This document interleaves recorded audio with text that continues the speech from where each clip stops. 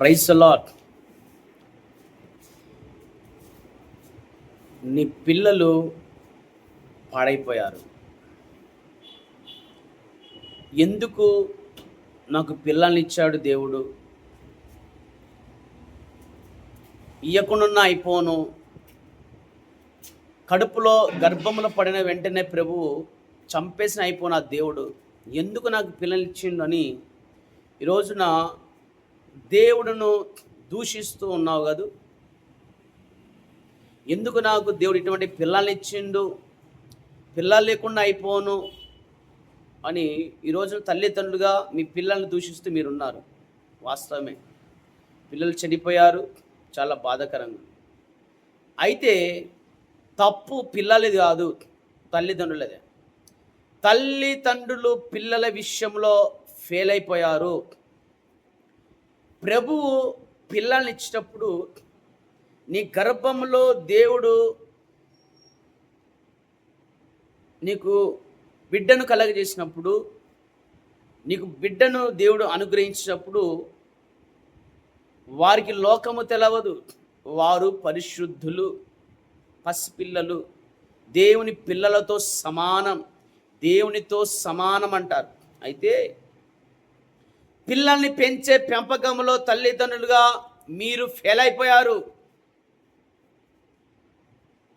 ఎందుకనంటే మీ స్వేచ్ఛ కోసము, మీ భోగ్యతల కోసము మీ పిల్లలకు డబ్బులు ఇచ్చో, చాక్లెట్స్ బిస్కెట్స్ ఇచ్చో, ఈ రోజున సెల్ ఫోన్స్ ఇచ్చో వారిని ఒక దగ్గర పెట్టి మీరు మీ పాపములో పడిపోయారు.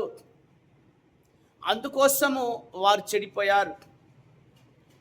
పిల్లల ముందు మీరు చేసిన తప్పును బట్టి ఈ రోజున వారికి మీ శాపంగా మారిపోయారు.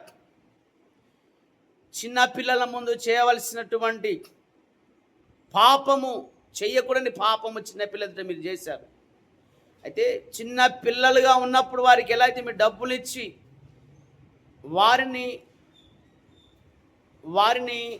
పాపనికి అమ్మేశారో, మీరు పాపను అడిగితే పడిపోయారో, ఈరోజున మీ పిల్లలు కూడా, ఈరోజు మీ పిల్లలు పాపంలో పడిపోయారు.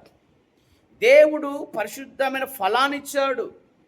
పుట్టినప్పుడు వారి పాపం తెలియదు, వారి పరిశుద్ధులు. అయితే మనము పిల్లలకు మంచి విత్తనం వేసి వారిని పెంచలే, పాపం అనే విత్తనం వేసి నీ పిల్లలను పెంచావు. నీ ఎంజాయ్ కోసం నీ పిల్లల్ని నువ్వు వాడుకున్నావు, నీ ఎంజాయ్ కోసం నీ పిల్లల్ని విడిచిపెట్టావు.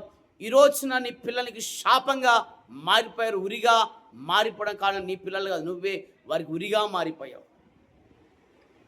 ఈరోజున ప్రభుని అంటున్నావు, నాకు ఇయ్యకుండా అయిపోనని.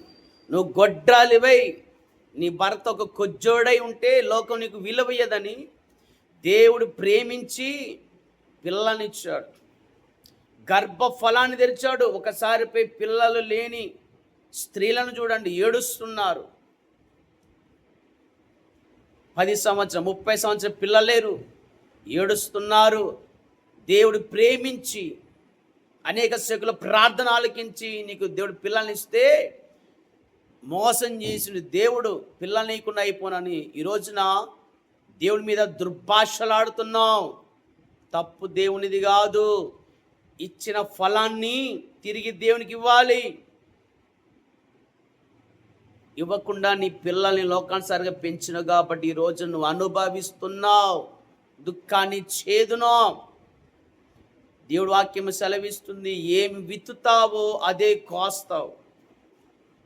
వాక్యము సెలవిస్తుంది, నీ పిల్లలు బబులోను పట్టణానికి బానిసత్వం వెళ్ళిపోతారు.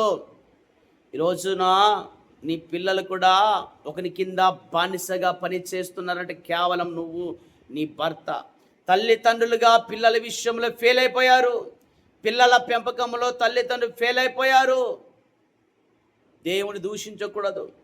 ఈరోజు నీ పిల్లలు చెడిపోయారంటే నీ పిల్లలు చెడగొట్టింది నువ్వే. దేవుడు మంచి ఫలాన్నిచ్చాడు, కానీ నువ్వే పాడు చేసావు. తల్లిదండ్రులు పిల్లలు పెంచే విషయం ఫెయిల్ అయిపోయారు. తల్లిదండ్రులు పిల్లలకి ఇవ్వాల్సినటువంటి పరిశుద్ధమైన వాక్యము, పరిశుద్ధమైన మాటలు అందించకుండా లోక సంబంధమైన పాపమును పరిచయం చేసి పిల్లల విషయంలో తల్లిదండ్రులు ఫెయిల్ అయిపోయారు. దేవుని దృష్టిలో తల్లిదండ్రులు ఫెయిల్ అయిపోయారు. Fail fail. నీకే అంత ఉంటే దేవునికి ఎంత బాధ ఉంటుంది. Praise lord.